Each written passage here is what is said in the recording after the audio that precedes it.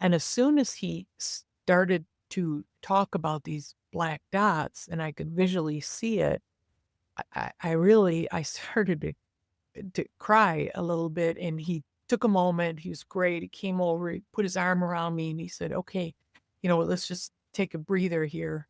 But what really struck me was the enemy that I was facing, seeing the enemy visually and then understanding what grade 2 meant was really devastating. And then knowing that these stem cells are floating around, and I knew I had an invasive ductal carcinoma. That means it broke through. So I likely have these things floating around in me. So my head was just swimming that information. The thought of a reoccurrence was terrifying. Welcome to the People of Pathology podcast.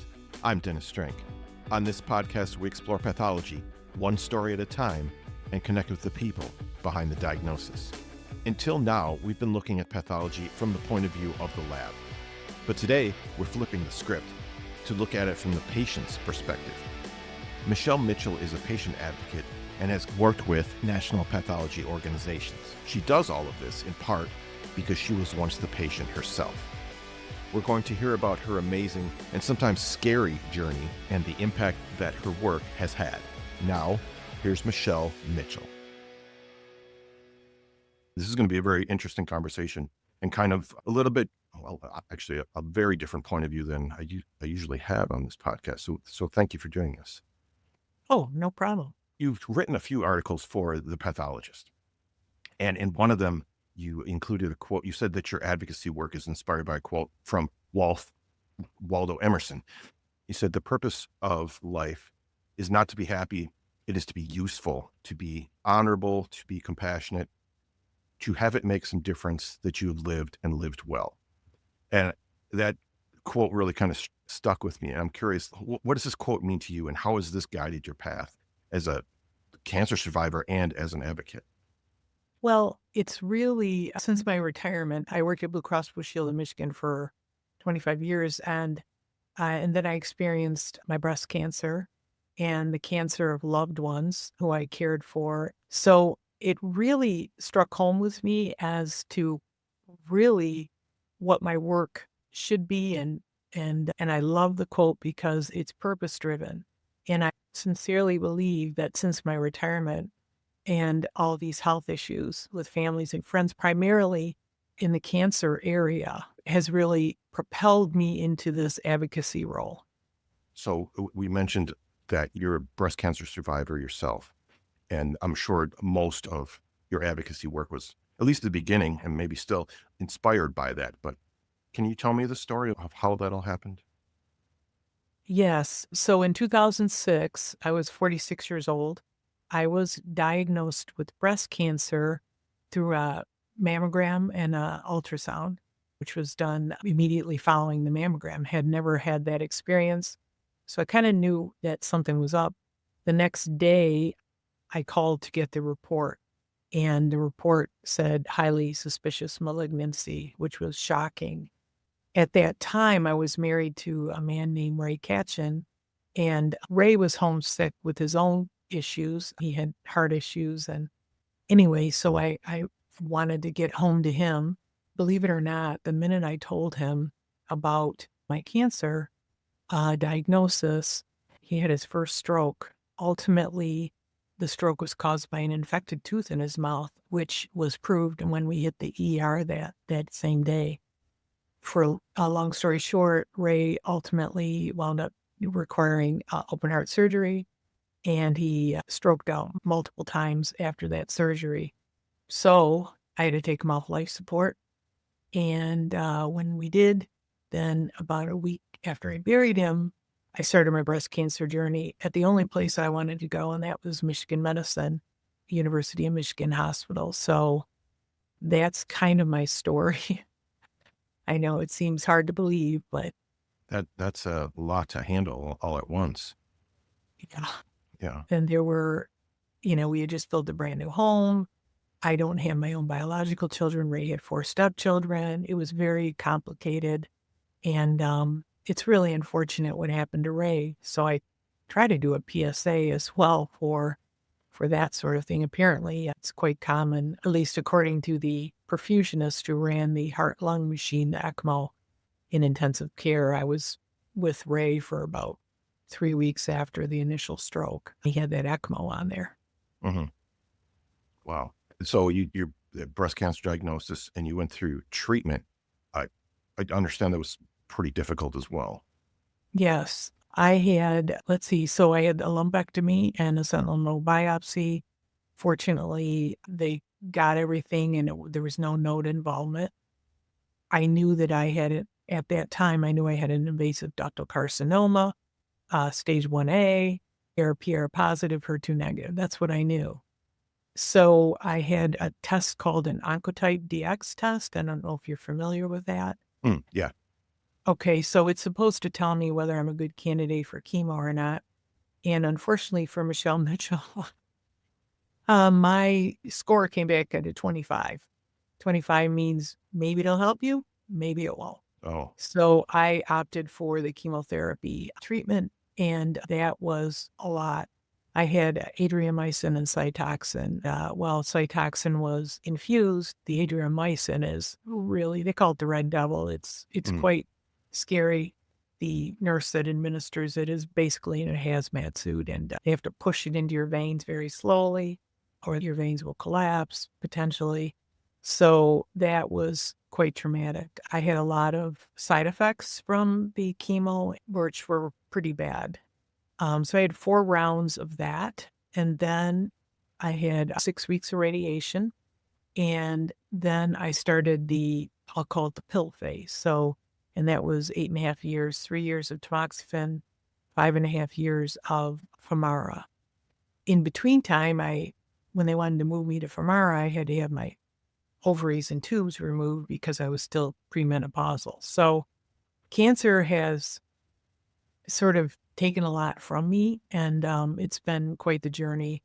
I know the medical oncologist, when I first met him, said, this is a marathon. This is not a one race thing. Yeah. And it certainly was. Wow. You were talking about the diagnosis, invasive ductal carcinoma and ERPR positive. At that time, how much did you understand all of that stuff, the sort of pathology terminology? I had no clue, truthfully. I just knew that with the ERPR positive stuff, there were certain things my medical oncologist told me that I could avoid or should avoid, like soy products, because apparently that's plant-based estrogen. He encouraged me to exercise, but I didn't really understand that. And he really wanted me to lose weight. At that time, I was over 100 pounds heavier than I am. So I tried to do that, but I wasn't really motivated a lot. I tried to do my best, but I didn't really understand the ramifications of not doing it. Okay, I see. Now, it was years later, I think it was perhaps 10, 11 years after your diagnosis, after treatment even, and you finally got the opportunity to meet with a pathologist and look at your own slides. And I want to talk about that for a little bit. First of all, what was that experience like? Well, that experience it came about because in 2011, I started doing my own advocacy work at U of M because I was so excited about the fact that it had gotten me well and I had survived it. So one of the crazy things is at U of M, the vice chair of the department started a patient and family advisory council. And I was asked to co-chair it. His name is Dr. Jeffrey Myers. He was vice chair of quality at the Department of Pathology. And I just thought that was so interesting. Pathologists, right? They have their head behind a microscope all day. Why are they interested in the patient experience? So I jumped at the chance of doing that alongside Dr. Jeffrey Myers. So one of the first things we did in our Department of Pathology was he offered to show me my slides. I couldn't believe it. That was back in 2006. I didn't even know they still had the slides at Michigan Medicine. And he said, well, yeah, we're going to digitize those things and we're going to show you, and you'll come to my office and I'll show you what your cancer looks like. As I jumped at the chance. At that point, I had done a lot of research on my own, so I kind of thought I knew everything about my cancer, but that proved wrong. It proved wrong in in what way? Are you willing to tell me more about that? Absolutely. So I met with Jeff in his office, and he showed me, just basically how the actual slide itself. I think things that you might do, put it in wax, stain it with Oh, yeah. certain, right? Mhm. So I found that very interesting. He actually showed me, it's really interesting to see your cancer on a slide. It's kind of crazy. But he had also worked with the informatics department and had it digitized. So then he brought it up on his monitor in his office and he started describing basically, he was going through my pathology report, which I had never gotten a copy of. So having that in front of me and then looking at your cancer really brought it to life. So he started to describe parts of the pathology report, and he got to a portion where he started to describe grade. And I said, "Oh, what is grade? I never heard of grade." And he said, "Well, for breast cancer, there's three grades, three being the most aggressive form and one being less aggressive." Mhm. And I started thinking about, because during that period of many, many years, I've learned that there's these cancer stem cells that are kind of floating around in your body, and in some unfortunate folks, they reactivate. So I was sitting there thinking when he first talked about grade, and he told me I had a grade 2, and he showed me how they determined it. And boy, one of the things he said they did was counted up these black dots that I was seeing on the screen, and then it was used in a formula. And as soon as he started to talk about these black dots and I could visually see it, I really I started to cry a little bit, and he took a moment. He was great. He came over, he put his arm around me, and he said, "Okay, let's just take a breather here." But what really struck me was the enemy that I was facing, seeing the enemy visually and then understanding what grade 2 meant was really devastating, and then knowing that these stem cells are floating around, and I knew I had an invasive ductal carcinoma. That means it broke through. So I likely have these things floating around in me. So my head was just swimming that information. The thought of a reoccurrence was terrifying. So this sounds like this was a real pivotal moment for you, not only in understanding your own diagnosis, but was that sort of the beginning of you really wanting to become more an advocate? Absolutely. At this point, I had already experienced cancer in other family members that I helped Okay. bring to Michigan. And my stepdaughter, Ray's youngest, she ultimately died of non-Hodgkin's lymphoma. She was treated at 23. She was treated at Michigan Medicine. And at this point, I remarried. My current husband, Bill Mitchell, he's a two-time melanoma survivor, treated at Michigan Medicine. There have been other family members and friends that I've helped along the way bring to Michigan for their cancer treatment. So, yeah, it solidified. And at this point, I'm retired many years. I retired in 2009 from Blue Cross. So it solidified in me that this is really what my purpose is. I'm here to advocate for those who can't or won't or unable to speak for themselves or just don't understand. So yeah, it was a pivotal moment for me. Mhm. Also, seeing my cancer and learning that I had a grade 2 was transformative for myself. I mean, I recommitted to getting the 100 pounds off. I did lose the 100 pounds. I understand it raises inflammation in your body when you're heavy, and exercise can lower it. So I recommitted to doing exercise. I avoid soy products. So the whole experience was absolutely transformative. Okay. At the beginning of that, the initial advocacy project was you were involved in helping create pathology clinics at Michigan Medicine. Yes, it started back in 2014 Okay. at Michigan Medicine, and then kind of mushroomed to the American Society for Clinical Pathologists as a project that I brought to them. with the help of many pathologists, many of which you've spoken with or are going to speak with. Okay, so I want to talk about both of those things. So how did this get started at Michigan? And then we'll get into like how you brought that to the ASCP. Well, I have to credit Dr. Jeffrey Myers because he is so forward thinking. I just call him a unicorn in the patient experience. So he brought the idea of a project to our Patient and Family Advisory Council.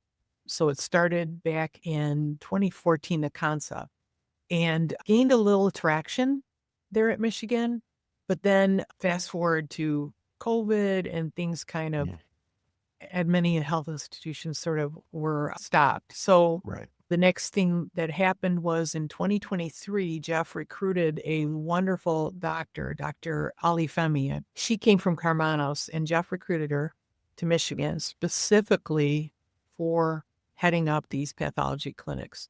So she's a pathologist, breast pathologist, and she came on board in 2023, about midsummer. And that's when the program really took off at Michigan Medicine. So we selected breast cancer as our cancer of choice to do these path clinics. And I'm really excited to say that Aruba has seen over 120 breast cancer patients to date in the breast clinic. Patients love it. Hmm. They're using digital pathology and doing it through Zoom sometimes to make it convenient for patients. And it's really taken off. I'm really, really proud of the work that his team, the whole team has done at Michigan. Yeah, that's amazing that that many people are able to benefit from this, and they're using all of the sort of the latest technology, or I guess maybe even the newest technology, if you want to say it that way, to do this, to show the usefulness of all this stuff. And it's making a difference in that many people's lives. I think that's great. Yeah, it's wonderful. And they're digitizing a lot more than just breast cancer patients at Michigan. So, Hmm.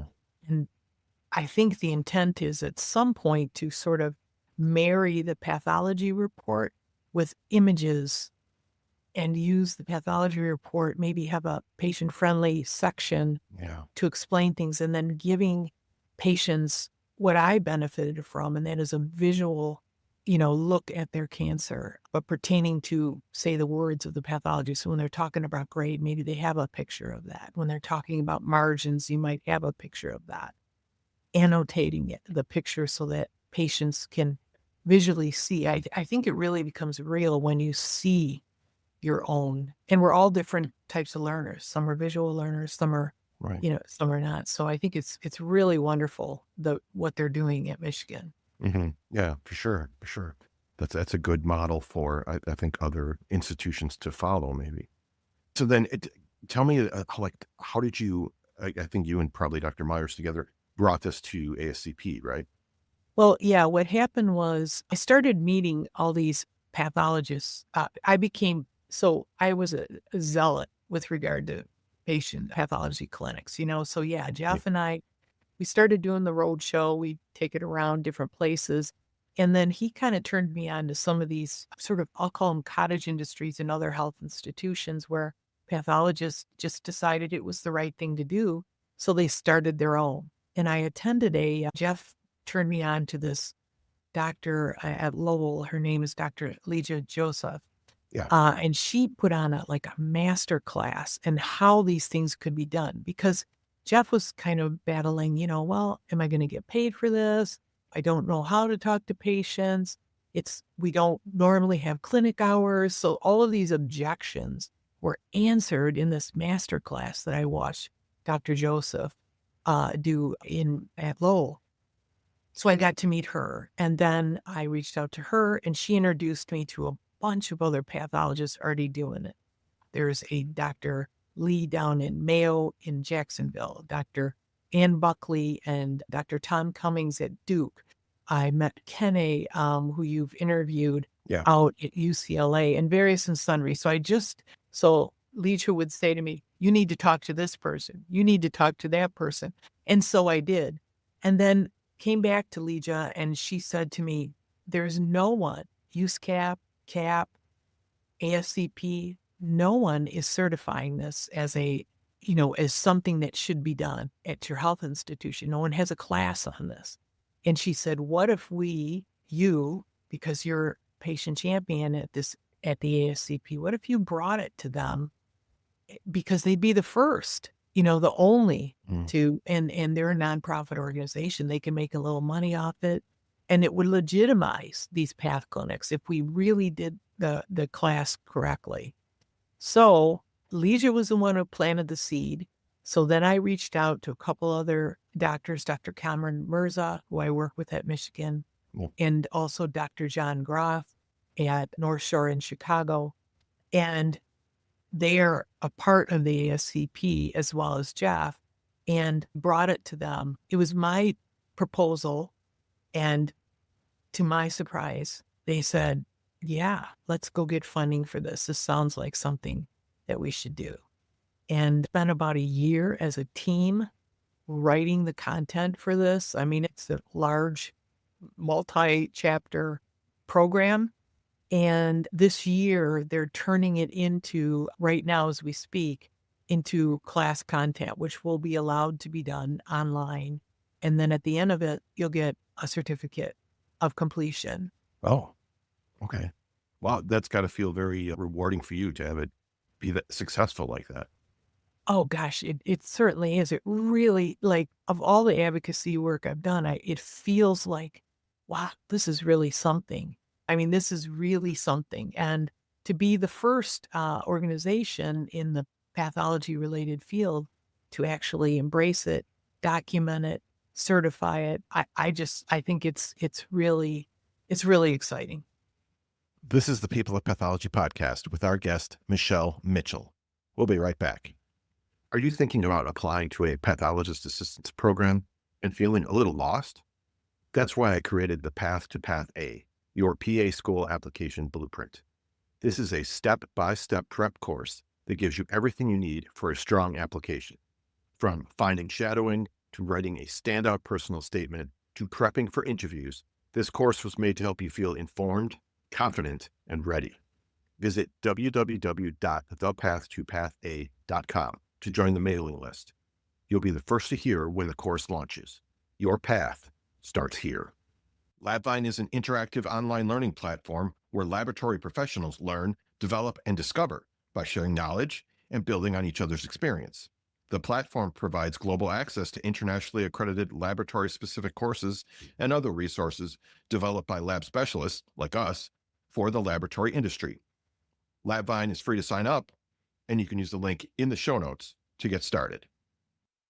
And now for the rest of my conversation with Michele Mitchell on the People of Pathology podcast. One thing I wanted to talk about with you was the 21st Century Cures Act, because you mentioned at the time you had your diagnosis, you couldn't see your pathology report. And that's changed now because of this act. Patients can view their reports, all of their medical records, in fact. But as you found, like, this might cause confusion because pathology reports use a lot of specialized language or jargon, I guess you could call it. So what are your thoughts on the Cures Act? Wow. I've done, as part of the curriculum that we were talking about, Uh-huh. I did a really deep dive on the Cures Act. Okay. So I'm pretty familiar with it. And it's really now some institutions which have implemented, but your path report goes out there immediately for the most part. Yeah. Some institutions have a delay of 72 hours, but for the most part, patients see it. And I just will speak from my own experience. If my path report went out there immediately, and I knew I had this biopsy done, there is nothing more important in your life than knowing, do I or do I not have cancer? Yeah. And there have been many studies done since the Cures Act that say, even if patients are facing a abnormal finding, that is cancer, they are looking, they want to see it immediately. And so there's many studies out there that have been done.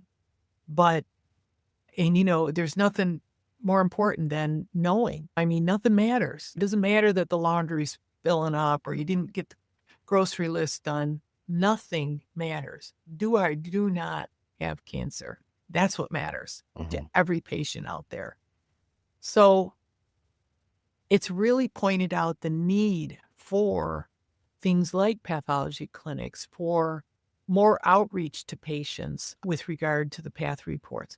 There can also be things done before the biopsy by your ordering physician. He or she can say, listen, your report will be posted immediately. I will call you within a day, you know what I mean, if there's any abnormal findings. So there's a lot of ways you can accomplish easing that angst that don't have to be a formal path clinic with someone, but I think it's absolutely needed in this space.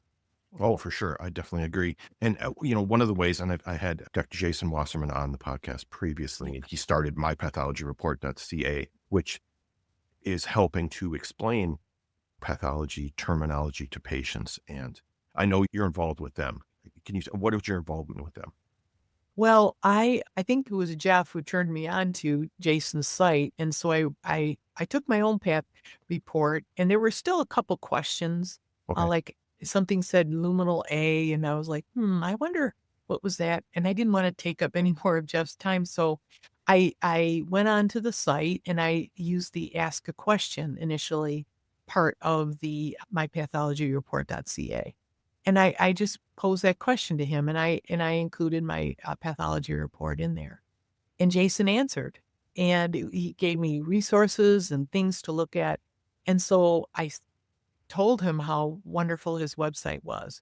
And he reached out to me and said, "Would you like to be a patient advisor on our website?" And I said, "Absolutely. What's involved?" Mm. And so there are, I think, 6 or 8 of us patients that are involved. So every time he puts out an article or a graphic or anything like that, he sends it to the advisors, and we look for making it patient friendly. The terminology is the graphic really showing what he intended it to, and he takes that feedback and alters based on that. So it's been so exciting. I've also brought new patient advisors on board, which has been thrilling for me, and also different pathologists who've written articles Mhm. in areas where Jason doesn't have quite the expertise or lacks the content. So it's really been wonderful, and I love his site. It's excellent. Oh, I agree. So now you're helping even more people, not only the ones at Michigan in the pathology clinic. Now you're helping people probably around the world with this site being a patient advisor. So it's like an exponential growth of the amount of people that you're affecting in a positive way. Yeah, it feels great. I Mhm. think Jason said, I think he's gotten over 6 million hits, and many of them come from out of the country, Yeah. South America, Asia. So and these are areas where potentially they don't have the access to Mm. pathologists that we are afforded here in the United States. So yeah, it's really feels rewarding, I have to say. And to Jason's credit, he's the one who did it on his own. It's a not for profit. He will not advertise. He's been offered. He told me many advertisers want to get a piece of it. Yeah. And he is committed to doing it because it needs to be done. And I applaud him in his efforts, and I'm happy to help in any way I can move it forward for patients. Mhm. Yeah. I agree completely with everything you just said. It's amazing work that he and his team are doing. It's great. I think you wrote somewhere that you're looking into the potential of AI in helping patients understand pathology reports. And then I know this is still early stages, and I've seen other people kind of dabble in this area, but tell me about this. What are you doing with this? Well, a couple of things. So, well, first, full disclosure, I am I'm a Chat GPT Pro person. So I use it all the time for everything. So Same. and just in my own breast cancer journey, I had two scares since my initial diagnosis. One was in 2022 and one was in 2024.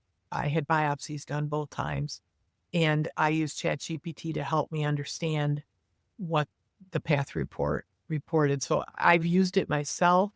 I've used it for other family and friends. But there's been a lot of exciting stuff happening in that space. I had Dr. John Groff, a pathologist at North Shore in Chicago, got me involved with Jason actually, and somebody from Google to explore this whole the idea was using Jason's content as a base and adding the Google large language model into it to create patient-friendly reports. So we've had some dialogue about that with Google, and I think things are progressing with Jason and Dr. Groff at North Shore in that space. But there's been a lot of other hospitals looking into this. I know Michigan is potentially exploring that as an option. So it's really, really exciting. And I know that there's concern about hallucinations and that sort of Right. thing. I truthfully, I haven't encountered that myself. And I think there's workarounds for that, especially if you're incorporating content from your own area and then adding a LLM to it. So I think it's just begun. I think patients are going to demand this in the future. They're already using ChatGPT, those who are sophisticated. So I think that is the future of medicine, especially with declining maybe physicians, Right. declining. I think it's going to become required. hmm Yeah, I think it'd be a very useful way to get that information out to patients that need it or want it, or like you said, are going to demand it. And if it's done right, the way that you're saying, where it's pathology specific, using a lot of information, again, pathology specific information, I think it would be very useful. That's a great idea. I wanted to just mention something about the path reports. There's a study out there that it's called Clinicians Are from Mars and Pathologists Are from Venus. It's a really interesting study. I think it was through NIH, but what they found is, pathologists are traditionally the doctor's doctor, you know, and so they write in that way. But what they found in the study is that 30% of the time, clinicians get that wrong. They get it wrong. And so it really points home that not only is this beneficial for patients, but also for clinicians. And moreover, if pathologists could stay in their swim lane and clinicians stay in their swim lane, which is really more about treatment, I Mhm. think it would work out better for patients would benefit from that. So I just thought I'd mention that study. It's quite interesting. I'll find that and I'll put a link in the show notes for that one so people can read it as well. Well, I guess one of the maybe this was an unexpected opportunity for you, but you were invited as a speaker to events now, right? Like Oh, ASCP, the DPA. Tell me about that. Was this something you had ever done before? well, I did a little bit of that with Jeff locally, Okay. initially for the staff at the Department of Pathology. And then we did a laboratory, something it was for the laboratory professionals. And it just happened to be in Michigan. So I did that. So I had a couple of introductories, but I was a little uncomfortable with it at first. Sure. And then the ASCP initially asked me to speak at their annual meeting in Baltimore. I believe that was in 2018, 2019. And then through my work with the ASCP, I was on a couple of other projects with them. I was asked to speak in 2019 at their annual meeting at the seminar was called Patient Wants to Speak to Me, What Do I Do? Mm, So I did the 2018 and 2019 annual meeting. I did the 2020 annual meeting, which was actually virtual at the ASCP. And then fast forward to last year, Dr. John Groff, I've mentioned him a couple times, pathologist in Chicago. He asked me if I wanted to speak at the Digital Pathology Association meeting alongside him and this wonderful lady, Bethany Williams from the UK, actually. The UK is further ahead than we are here in the US with regard to these path clinic ideas. yeah. So I jumped at the chance and I was able to speak at the annual meeting. at the DPA meeting in Florida. Actually, I did it virtually, which was really awesome. Hmm. But I was able to watch the whole event, and we closed out the 3-day DPA meeting, and then the president came up to speak of the DPA, and he really basically started his speech at the end saying, Michelle's story and what she's experienced is really why we are doing what we're doing. And I was really surprised that he had gave us the nod. And subsequent to that, John Groth and Bethany wanted to start a Digital Pathology Association Patient Engagement Committee, Okay. and they asked me to join that. And so that just happened this past year. I think it was in February when they officially got together. And so I'm really doing a lot for the upcoming DPA meeting, which takes place in early October. And they've named this whole conference From Pixels to Patients. I love that.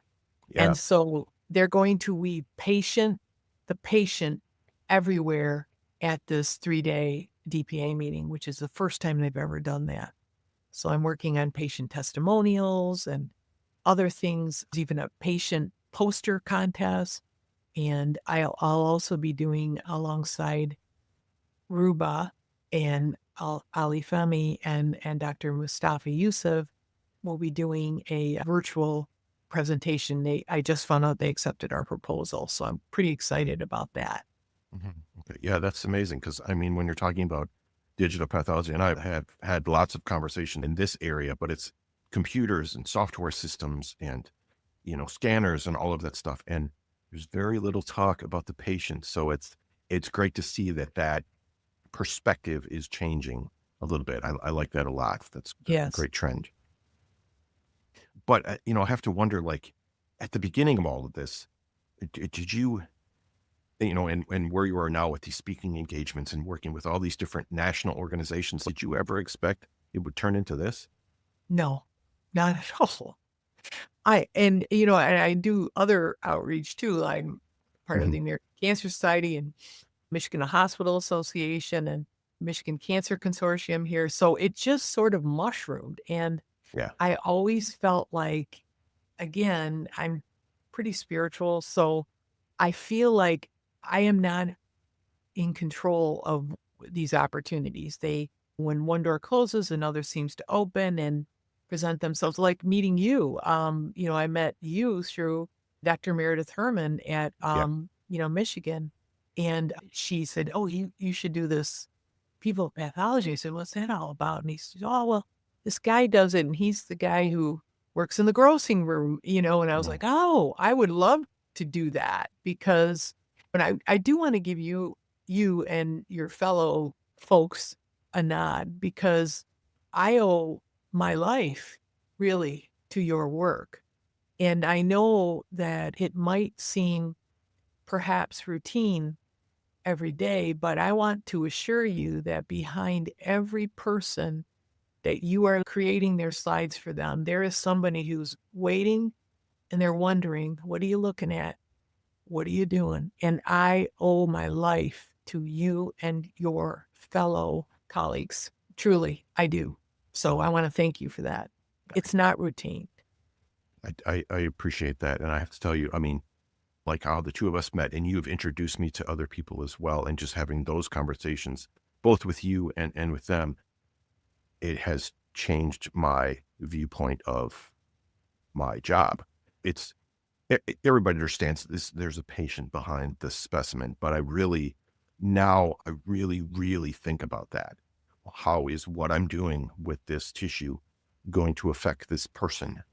And I try to keep that in mind all of the time now. And it's just kind of following along with my sort of mindset and the things that I think about it. It's interesting. I should probably write about it sometime, but it's really changed my perspective. So right back at you. I thank you for kind of starting that for me. Yeah, absolutely. And, and for me too, it goes further. Like when I was getting the chemo, even the perfusionists who took my blood. Like that determined Yeah. what they found there determined whether I was going to get chemo that day. What did my white cell counts?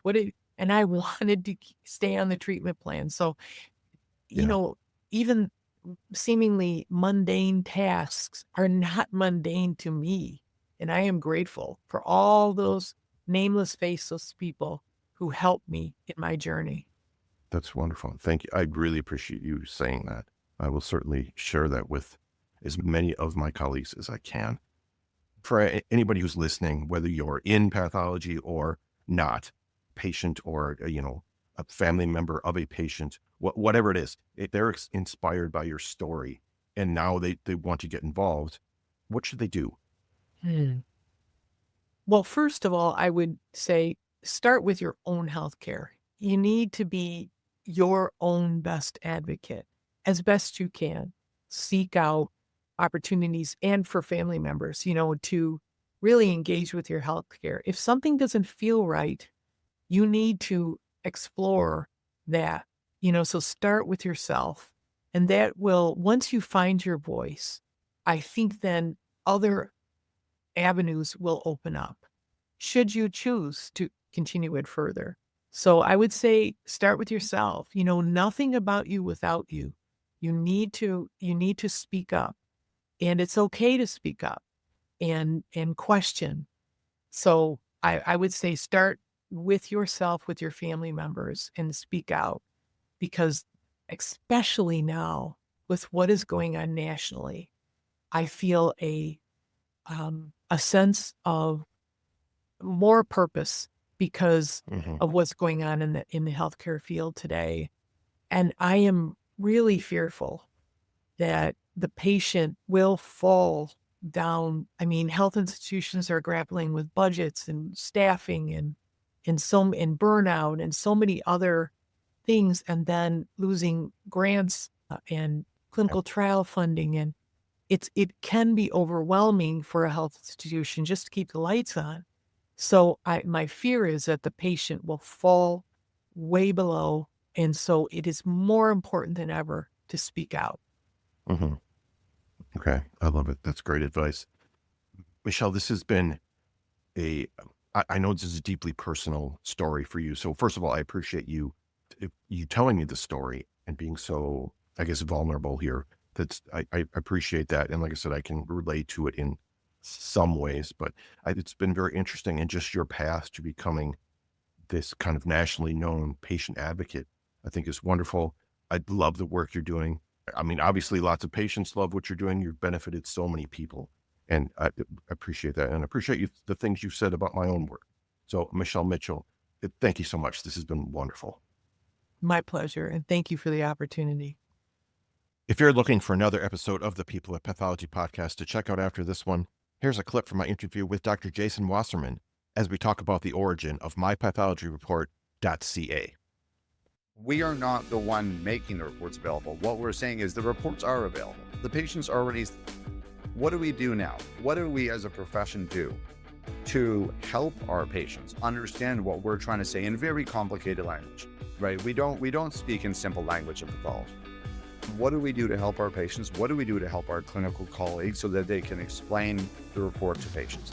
But also, what are we doing to advance our profession, to show that this is what we do and it's important, the work that we're doing, and explain from our perspective what it is that we are contributing to medical care. So for all those reasons, I thought it was important to push on with this.